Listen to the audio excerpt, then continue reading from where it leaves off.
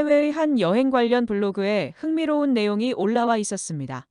그것은 바로 한국, 일본, 중국 중 어디에서 살아야 할까라는 주제로 쓴 내용이었는데요.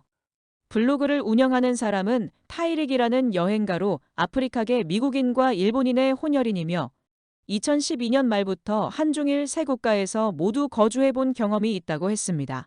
그 경험을 토대로 세 국가에서의 삶을 비교해서 글을 쓴 것인데요. 그 내용을 여러분들에게 소개해 드리려고 합니다. 그는 음식, 언어, 취업, 생활비용, 삶의 질, 국내 여행 등 6가지 부문에서 세 국가를 비교하였는데요. 그가 최종적으로 선택한 나라는 어디였을까요? 먼저 부문별 선택을 소개해 드리겠습니다. 음식 부문입니다. 음식 부문에서 그가 뽑은 국가는 일본이었습니다. 그는 본인이 일본계이기 때문에 일본 음식이 가장 식욕을 돋운다고 평가했는데요. 일본 음식은 해산물이 풍부하고 지방은 적고 영양분이 풍부해서 건강에 좋으며 식당의 위생 상태도 매우 좋다고 했습니다. 그리고 일본 음식만큼은 아니지만 한국 음식도 좋아한다고 했는데요. 한국 음식의 대부분의 요리들이 고기를 포함하고 있어 채식주의자라면 적응이 어려울 수 있지만 한국 음식은 저렴한 데다 대부분 서양식 퓨전인 경우가 많아 익숙하게 먹을 수 있을 것이라고 했습니다.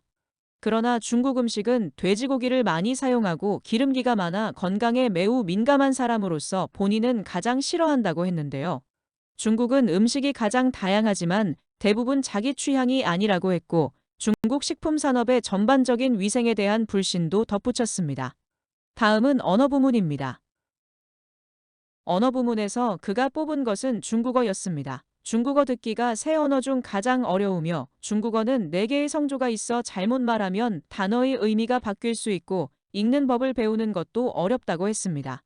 하지만 중국어 문법이 꽤 간단하고 영어와 가장 가까워 한국, 일본, 중국에서 10년 동안 살았다고 가정한다면 중국에 있는 것이 언어적으로 가장 빨리 발전할 수 있을 것이라고 했습니다.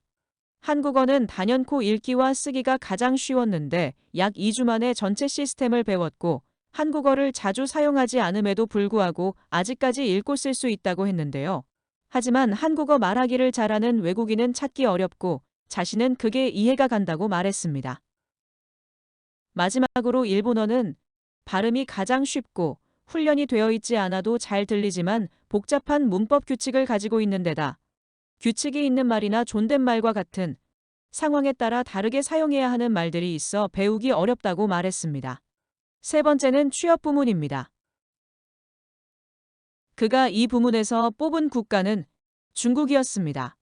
상하이와 베이징에서 외국인들이 영어 교사와 관련 없는 일자리를 가지고 있는 경우는 매우 흔하며 마케팅, 금융, 입학 컨설팅 등 중국어 능력이 없어도 일자리를 찾을 수 있다고 했는데요. 중국에서 사업을 시작하는 것도 가능하고 다른 많은 외국인들이 사업을 하는 것을 보았으며 한중일 세 나라 중 창업할 나라를 선택해야 한다면 사업하기 쉽고 성공 가능성이 높아 중국을 선택할 것이라고 말했습니다. 그리고 일본은 일본어를 구사할 수 없으면 일자리를 얻는 것이 거의 불가능하며 일본어를 구사할 수 있으면 취직이 좀 더 쉬워질 수는 있지만 과로로 인한 죽음이라는 용어가 있을 만큼 일본 회사들은 직원들을 혹사시키는 것으로 악명이 높다며 주의를 당부했습니다. 마지막으로 한국은 일본과 유사하며 영어 교사 혹은 미군 이외의 직업을 찾는 것은 어렵다고 했는데요. 서울에 있는 몇몇 외국인들이 외국계 회사에서 일하는 것을 볼 수 있지만 대부분 모국에서 파견되어 온 경우이며 일본과 마찬가지로 한국도 위계에 의해 지배되는 사회이기 때문에 외국인이 회사에서 임원급까지 올라가는 것은 드문 일이라고 설명했습니다. 네 번째는 생활비용 부문입니다. 그가 이 부문에서 뽑은 국가는 한국이었습니다. 교통비가 매우 저렴하고 음식 가격은 중국과 비슷하다고 했는데 만약 한국에 사는 외국인이라면 영어를 가르치고 있을 것이고 이 경우 고용주가 주거비용을 부담해 주기 때문에 비용을 절약할 수 있다고 설명했습니다. 그리고 중국은 지하철이나 택시와 같은 교통비와 음식, 공공요금 등은 많이 저렴하지만 베이징이나 상하이 등의 대도시에서는 임대료가 조금 비싼 편이어서 많은 외국인들은 그 비용을 상쇄하기 위해 룸메이트들과 함께 살고 있다고 설명했습니다. 마지막으로 일본은 외국인들의 평균 월급을 고려할 때 조금 비싸다고 평가했습니다. 특히 교통비와 공공요금이 비싼데 지하철 비용은 중국의 5배에 이르며 본인이 살던 일본 아파트의 가스비가 상하이의 모든 공공요금을 합친 것보다 더 비쌌다고 말했습니다. 이번에는 삶의 질 부문입니다. 이 부문에서 그가 선택한 국가는 한국이었습니다. 그는 한국에서의 삶의 질이 세 국가 중 가장 높았고 한국에서 가장 행복했다고 했습니다.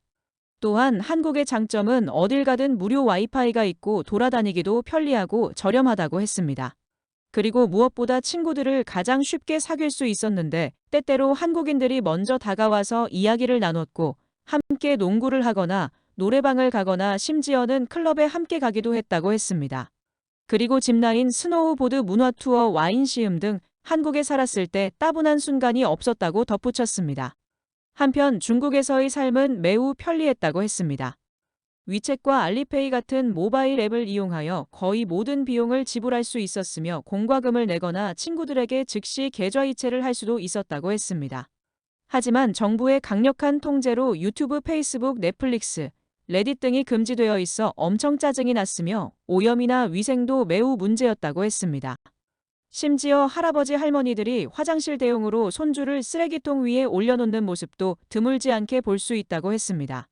그리고 일본에서의 삶은 편안하지만 많은 외국인들이 일본의 아파트가 넓지 않아 비좁은 생활 환경에 대해 불평한다고 했습니다. 또한 일본이 현금에 기반을 둔 사회이기 때문에 신용카드나 직불카드를 쉽게 사용할 수 없어 항상 현금을 들고 있어야 해서 불편하며 물가로 인해 삶의 질이 저하될 수 있다고 설명했습니다. 마지막으로 국내 여행 부문입니다. 그가 이 부문에서 뽑은 국가는 중국이었습니다. 그는 중국을 여행하기에 놀라운 나라라고 평가했는데요. 중국은 23개 성에 걸쳐 56개의 소수민족이 있기 때문에 서쪽으로 가면 중동에 있는 것처럼 느낄 수 있고 남쪽으로 가면 동남아시아에 있는 것처럼 느낄 수 있다고 했습니다. 그리고 중국은 역사와 다양성으로 가득 찬 나라로 여행자들의 버킷리스트에 올라야 한다며 여행을 추천했습니다. 그리고 한국에 대해서는 작은 나라이지만 서울과 부산 이외에 아기자기하고 깔끔한 도시들이 꽤 있다면서 이 도시들은 중국과 일본의 도시들만큼 역사적으로 오래되지는 않았지만 방문할 가치가 있다고 평가했습니다. 일본은 놀라울 정도로 경치가 좋고 숨이 막힐 정도로 아름다운 나라이며 작은 시골 마을에서도 많은 평화와 아름다움을 발견할 수 있지만 중국만큼의 다양성은 없다고 했습니다. 이제 모든 부문의 평가를 마친 그의 최종 선택입니다. 바로 한국입니다. 최종적으로 어떻게든 복권에 당첨돼 이 세 나라 중 어느 나라에서 영원히 살 것인가를 골라야 한다면 그는 한국의 부산에서 살고 있을 것이라고 말했습니다.